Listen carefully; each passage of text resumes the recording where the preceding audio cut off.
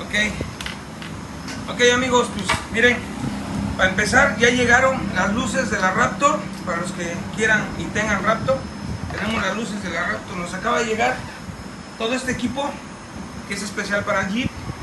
Y acérquense, chavos, para que vean. Esto es lo más fresón, lo más picudo para la banda que le gusta, ¿eh? Que tienen su Jeep, que no les duele, que son buena onda y que le tienen cariño a su Jeep. Miren, tenemos este nuevecito. Este ya viene con CarPlay, Bluetooth, GPS y trae mapas extras para por si te pierdes, ¿no? Ahí en las rutas, se te va la señal, ya trae sus mapas extras.